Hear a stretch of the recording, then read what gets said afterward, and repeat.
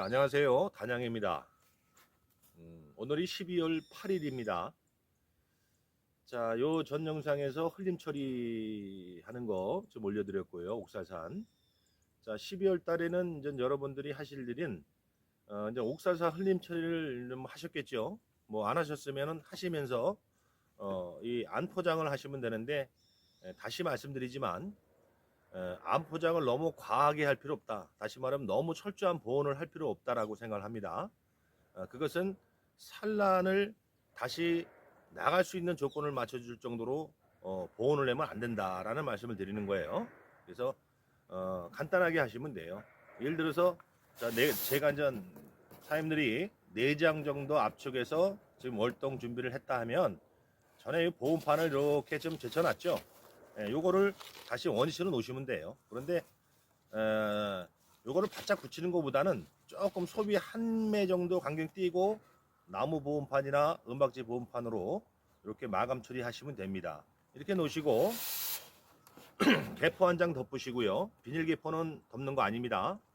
개포 덮으시고 위에 보온 덮개 있으면 뭐 한 장, 2장 이렇게 올리셔서 마감을 하시면 됩니다. 그리고 소문은 너무 좁게 여지 마시고 기본 3cm에서 5cm 정도는 열어 놓으시는 게 좋다. 겨울에는 습기가 적이고 환기가 잘 돼야 된다라는 말씀을 드립니다. 어디 지나가다 보니까 어느 양봉장에 보온 덮개 같은 걸로 푹 씌우는 그런 데가 있더라고요. 물론 이제 밤에는 씌워놓고 낮에는 들어주는 방식으로도 예전에 많이 했습니다만 그분은 낮인데도 불구하고 푹 씌워져 있더라고요. 제가 지난 어느 영상에서 말씀드렸듯이 그거는 옳지 않은 방법이다 이렇게 생각을 합니다. 벌들이 추울까봐 그냥 푹 덮어놓으신 분이 계세요. 그거는 득보다 실이 많을 겁니다. 그래서 그렇게 하실 필요도 없고요.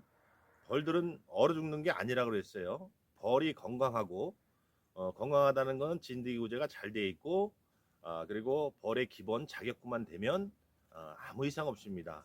이게 지금 보온제 해주는 이거 보온제 대주는 이것도 안 해도 관계없어요.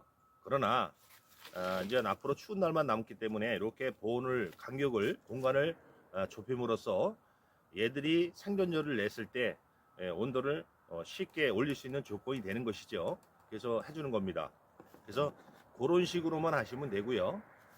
자, 또 하나는 이제 여러분들이 겨울 동안에 봄볼 깨우기 전까지 봄볼 깨우고 나서도 마찬가지입니다. 봄볼 깨우고 나서 한 일주일까지는 어떤 일을 하셔야 되냐면 이제 소문의 사봉들을 청소를 해 주셔야 돼요.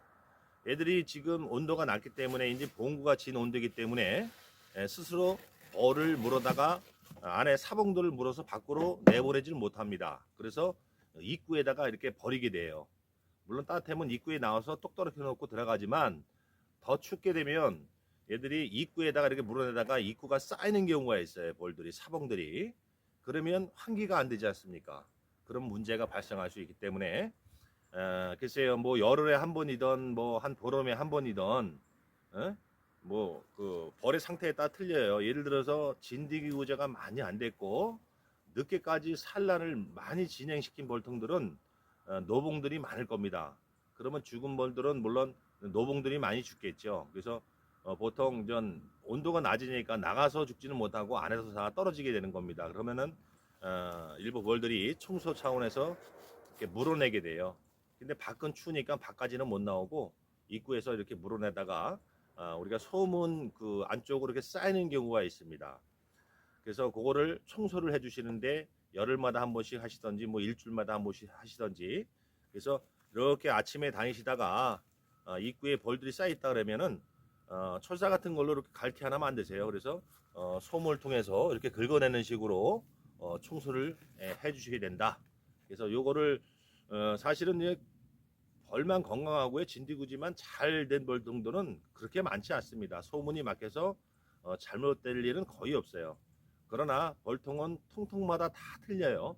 그래서 진드기 어떤 생존 여부도 다 틀리기 때문에 전체적으로 열흘에 한 번이든 뭐 일주일에 한 번이든 다니시면서 소문에 이렇게 사봉이 있으면 청소하는 작업을 하셔야 됩니다. 요게 이제 봄볼 깨우고 나서도 그때는 봄볼을 깨우고 나면은 또 애들이 안에 온도가 이빨이 가득 올라가잖아요. 그러면 이제 청소를 더 활발히 합니다. 그러면 물론 봄벌을 깨울 때 사봉을 싹 청소를 해주면 좋은데 해준다고 하지만 완벽하게 못하잖아요. 그래서 이제 봄벌 깨우고 나서도 며칠 동안은 계속 이 작업을 소문에 있는 사봉들을 청소하는 작업을 해주셔야 됩니다. 그죠? 예. 일단 여튼간에 이제 옥살산 처리를 다 하셨을 거고 안 하신 분들은 하시면서 이 작업 하시면 됩니다.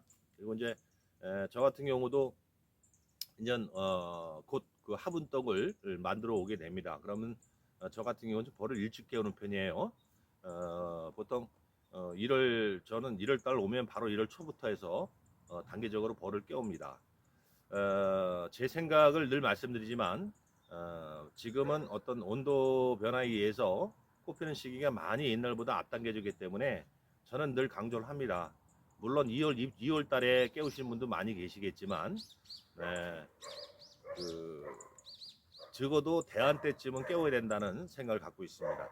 하여튼 뭐 또 내년 볼 깨우고 나서 결과는 봐야 되겠지만 여튼간에 오늘 한 해 고생 많으셨고요. 이제부터는 좀 시간을 가지시고 한가한 시간이니까 좀 그동안 못 하셨던 일 좀 하시면 좋겠습니다. 자, 오늘 여기서 마치겠습니다. 감사합니다.